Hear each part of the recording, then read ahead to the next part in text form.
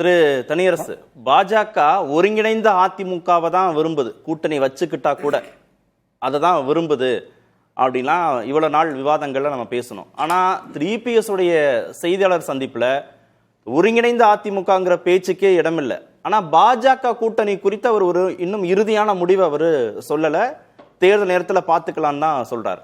இந்த 3 பேரும் கட்சிக்குள்ள போறதுங்கிறது எந்த நிலையிலும் சாத்தியம் இல்லைங்கிறதா அவருடைய செய்தியாளர் சந்திப்புல இருந்து புரிஞ்சுக்க வேண்டியதா இருக்கு. அதாவது இப்ப அண்ணா திராவிட முன்னேற்ற கழகத்தினுடைய நிரந்தர பொதுச் செயலாளர் எடப்பாடி அப்படிங்கிற முழக்கத்தை இப்ப எஞ்சி இருக்கிற அல்லது எடப்பாடியோடு இருக்கிற பெரும்பாலானவர் அந்த முழக்கத்தை வைக்கிறாங்க. அதுல ரசித்து அதை ஏற்று அதை உறுதி என்று அதை மகிழ்ற இடத்துலதான் இப்ப எடப்பாடி இருக்கிறதுனால இவங்க 3 பேரும் சமநிலத்துல ஒரு போட்டியாளரா இருந்து ஏற்கனவே தன்னுடைய தலைமைக்கு சவாலாக இருந்தவர்களை ரொம்ப கவனமா நூதனமா அவர்களை திட்டமிட்டு வெளியேற்றி பலகீனப்படுத்தி விட்டு இப்ப நம்ம ஒரு வலிமையான இடத்துல இருக்கிறோம். மீண்டும் அப்படி ஒரு சிக்கலை கட்சிக்குள்ள அவர்களை அனுமதித்து தேர்தல் வெற்றிக்காக கட்சியின் நலனுக்காக அவர்களை உள்ளே அனுமதித்தால் தன்னுடைய தனித்த இந்த உச்ச தலைமைக்கு ஆபத்து வந்து விடும், அல்லது அதுல ஒரு சிக்கல் இருக்கலாம், எப்பொழுதும் அது ஒரு சவாலா இருக்கலாங்கிறதுனால அதை தவிர்க்க முயற்சிக்கிறார். அதாவது கட்சியினுடைய நலனை மீறி வாக்கு அல்லது தேர்தல் அரசியலில் வெற்றி பெற்று கட்சி அதிகாரத்துக்கு வருகிற அந்த நோக்கத்தை மீறி தான் அண்ணா திராவிட முன்னேற்ற கழகத்தினுடைய நிரந்தர பொதுச் செயலாளராக இருக்க வேண்டும் என்கின்ற இடத்துல எடப்பாடி ரொம்ப இதை பாதுகாப்பா பராமரிக்கணும்னு விரும்புகிறார். ஆகவே டிடிவி ஓபிஎஸ் சின்னமா குறித்து அது அவர்களை இணைப்பதில்லைங்கிற உறுதியான முடிவை நேற்று அறிவிச்சிருக்கிறதுல மீண்டும் எல்லாத்துக்கும் ஒரு அதிர்ச்சி தான். ஏன்னா நீங்க ஓபிஎஸும் சசிகலாவும் டிடிவியும் அதிமுகக்குள்ள வர்றதுல அவங்க 3 பேருக்கும் தனிப்பட்ட லாபம் மட்டும்தானா, அதிமுகவுக்கும் லாபம் தானா? அதுதானே, அப்படிதான் நான் சொன்னேன். அதாவது கட்சியின் நலன் கருதி கட்சியின் வெற்றி அல்லது கட்சி ஆட்சிக்கு வர வேண்டும் என்கின்ற அப்படி வர வேண்டும் என்றால் அவர்கள் 3 பேர் உள்ள வரணும். ஆனால் எடப்பாடி என்ன நினைக்கிறாருன்னா அந்த கட்சி ஆட்சிக்கு வர வேண்டும், கட்சி வலிமை வர வேண்டியது இல்லையாரும் கூட தான் அந்த கட்சிக்கு தோற்றாலும் அதிமுகவுக்கு பொதுச் செயலாளர் என்கின்ற அந்தஸ்தையே பராமரித்தால் போதும் என்கின்ற முடிவில் உறுதியாக இருக்கிறதா தான் நம்ம நேற்று சந்திப்புல பார்த்தோம். ஏன்னா இப்ப செங்கோட்டையன் என்ன ஒரு முழக்கத்தை வச்சாங்க, அல்லது பல பேர் இந்த பேச்சுவார்த்தை திரைமறைவில் நடக்கிறது. விரைவில் அதிமுக, அதாவது இப்ப சின்னமா டிடிவி ஓபிஎஸ் இவங்க எல்லாம் வந்து இணைவதற்கான வாய்ப்பு இருக்கிற மாதிரியான ஒரு தோற்றத்தை நீண்ட காலமா திரைமறைவுல களத்துல இந்த செய்தி பரப்பப்பட்டே வந்துச்சு. அது இப்ப வந்து நேற்று எடப்பாடி இல்ல அது நீங்களா எவ்வளவு முறை நான் வலியுறுத்தி உறுதிப்பட சொன்னாலும் நீங்க ஊடகவியலாளர்கள் தான் இதை இப்படி ஒரு சர்ச்சையை உருவாக்கி இதுல நீங்க வந்து ஒரு அதிமுகவை அல்லது எடப்பாடியை ஒரு சங்கடத்துக்கு உருவாக்குறீங்கிற மாதிரி நேற்று ரொம்ப வருத்தப்பட்டு சொன்னார். ஆனா இதே கருத்தை அவருக்கு தெரியும்ல, அவருக்கு தெரியுமே 2026 எவ்வளவு முக்கியமான தேர்தல், வெற்றி பெறணும் அதிமுகங்கிறது எவ்வளவு அவசியமானது, தன்னுடைய எதிர்காலமும் அதில் அடங்கியிருக்கு, அதிமுகவுடைய எதிர்காலமும் அடங்கியிருக்குன்னு புரியாதவர் அல்ல திரு இபிஎஸ். ஆனாலும் இந்த 3 பேரும் தேவையில்லைன்னு ஒரு துணிச்சலா முடிவெடுக்கிறார். வேண்டாம், எதுவா இருந்தாலும் எதிர்கொள்ள முடியும்னு அவர் நம்புறார் இல்லையா? அதாவது இவர்கள் 3 பேரும் கட்சிக்குள் இணைக்கப்படவில்லை என்றால் கட்சி ஆட்சிக்கு வராது, கட்சி வலிமை பெறாது அப்படிங்கிறதுல அவரு நம்புறாரு. ஆனா தன்னுடைய பதவிக்கு அதுல சிக்கல் வருங்கிற ஒரு அச்சத்தின் அடிப்படையில அவர்கள் இல்லாவிட்டாலும் இந்த பதவி, அதாவது கட்சி பதவியே போதும் என்று கருதுகிறார் எடப்பாடி. ஆனா ஒரு இடத்துல இப்ப நீங்க இந்த 3 பேரை கட்சிக்குள் இணைப்பது குறித்த கருத்து சிந்தனையே இல்லை, இது மாயை அப்படின்னு சொல்லிட்டாரு, கற்பனையானது, நீங்க யூகத்தின் அடிப்படையில தொடர்ந்து என்ன சங்கடப்படுத்துறீங்கன்னு சொல்லிட்டு இன்னொரு இடத்துல என்ன சொல்றாரு பாருங்க. இதே கருத்தை நீங்க எத்தனை முறைதான் நான் சொல்லுவது, பாஜகவோடு 2024 இல்லை, 26 இல்லை, 29 வரைக்கும் இல்லைன்னு சொன்ன எடப்பாடி அப்படியே நேர் மாறா இப்ப எந்த எடப்பாடி எடுத்துக்கொண்ட முடிவிலிருந்து உறுதியாக இருப்பார், பெரிய ராஜதந்திரி சாணக்கியர் ரொம்ப மாவீரன் எல்லாம் எடப்பாடியை ஆதரிக்கிற அக்னீஸ்வரன் ஐயாவெல்லாம் தொடர்ந்து வலியுறுத்துவாங்க. ஆனா இந்த பாஜக உறவு தேர்தல் உறவு அறவே இல்லைங்கிற முடிவிலிருந்து எடப்பாடியால மிக குறுகிய காலத்திலேயே மாற்றிக்கொண்டு எங்களுக்கு ஒரே எதிரி திராவிட முன்னேற்ற கழகம் தான், திமுக தான், பாஜக எதிரி இல்லைங்கிற இடத்துக்கு வந்துட்டாரு. தேர்தல் உறவு இருக்கா இல்லையா அப்படின்னு கேட்டா அது கடைசி நேரத்துல நாங்க அப்படி வருவோம், அதாவது கொள்கை வேறு தேர்தல் உறவு வேறுனா இன்னைக்கு ரொம்ப விளக்கம். பாஜகவுக்கு இபிஎஸ் பயப்படுறாரு அப்படின்னு ஒரு வாதத்துக்கு நீங்க சொல்ற வாதத்தின் அடிப்படையில பார்த்தோம்னா ஒருங்கிணைந்த அதிமுக தான் பாஜகவுடைய விருப்பம்.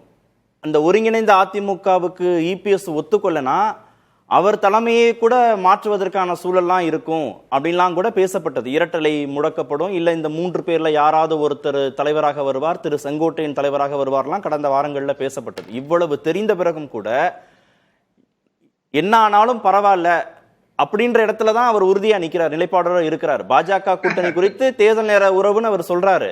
ஆனா பாஜகவுக்கு நீங்க சொல்ற மாதிரி பயப்படுற மாதிரி தெரியலையே. இல்லையா, இப்ப பாஜக ரொம்ப கவனமா ஒரு 24 மணி நேரம், அதாவது 24 மணி நேரத்துல இந்த கட்சியை ஒன்றுபடுத்திட முடியும், அந்த கட்சிக்கு யார் பொதுச் செயலாளராக வர வேண்டும் என்று இந்த ஸ்கிரீன்ல இருக்கிற இந்த 5 பேரை தவிர கூட இன்னும் ஒரு கண்ணுக்கு தெரியாத ஒருத்தர் கூட ஆக்க முடியும் பாஜக விரும்பினால். ஆனா பாஜக என்ன நினைக்குதுன்னா, அதாவது இந்த வலிமையற்ற நிலையில் இருக்கக்கூடிய இந்த ஆளுமைகளுக்குள்ள ஒரு போட்டியை போல செயற்கையான ஒரு தோற்றத்தை உருவாக்கி இவர்கள் இந்த நிலையையே பராமரிக்க வேண்டும் என்று கருதுகிறார்கள். இதுல இன்னும் கூடுதலா ஒருபடி மேல போய் பாஜக என்ன செய்யுதுன்னா, எடப்பாடியில் இருக்கிற எஞ்சி இருக்கிற இந்த வலிமையை கூட, பலகீனமான இந்த வலிமையை கூட இன்னும் பலகீனப்படுத்துவதற்கு அவரோடு அருகாமையிலிருந்து வலதுகரமாக இருந்து மேற்கு மண்டலத்தின் உச்ச தலைவராக இருக்கிற செங்கோட்டையிலே எடப்பாடிக்கு எதிராக திருப்பி எடப்பாடியை மிக இலகுவா அவர் கடந்து ஓரளவு இந்த மேற்கு மண்டலத்தில் இருக்கிற ஒரு பெரும்பான்மை சமூக ஆதரவு என்கின்ற நிலையில் இருந்த எடப்பாடிக்கு இப்ப செங்கோட்டையின் வழியாகவும் ஒரு த்ரெட், ஒரு பலகீனத்தை தர்றாங்க. அப்ப ஏற்கனவே செங்கோட்டையினுடைய அதிருப்திக்கு பாஜக காரணம், ஓபிஎஸ் உடைய அதிருப்திக்கு பாஜக காரணம், சசிகலா அதிருப்திக்கு பாஜக காரணம், டிடிவி அதிருப்திக்கு பாஜக காரணம்னு எல்லாத்துக்கும் பாஜக தான் காரணம்னு எப்படி சொல்ல முடியும்? இதுல யாரையா பலன் அடைறாங்க? அவங்க தானே பலன் அடைறாங்க. அவங்க பாஜகவுடைய விருப்பம் இல்லாம இவர்கள் ஏன் இவர்களுக்குள்ள தனித்து இயங்க வேண்டிய அவசியமே இல்லை.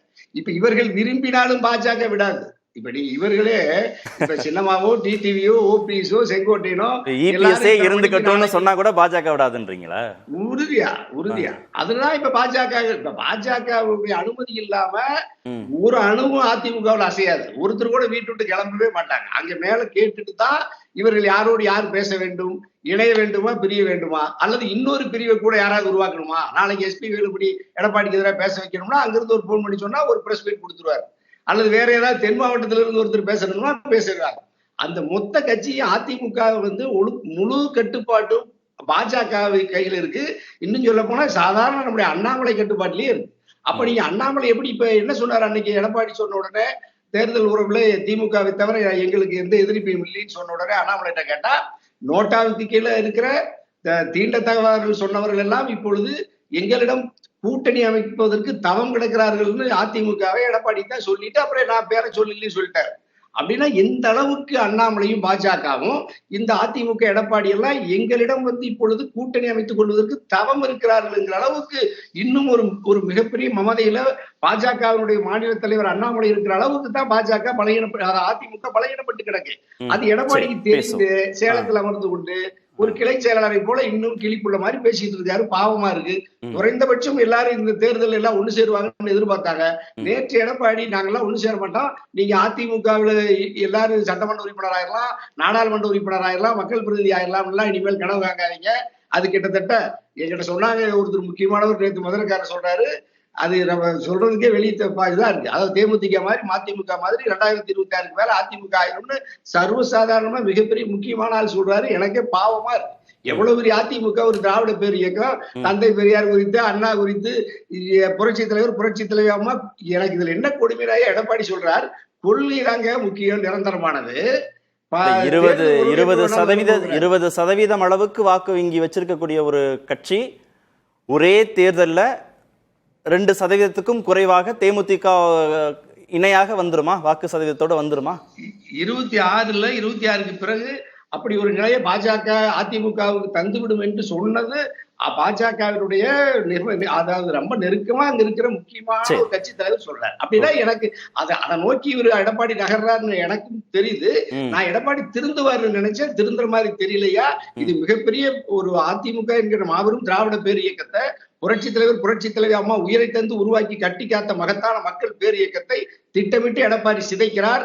இதுல எடப்பாடியினுடைய இந்த சம்பவத்தை 2 கோடி அண்ணா தொண்டர்கள் ஏற்கக்கூடாது.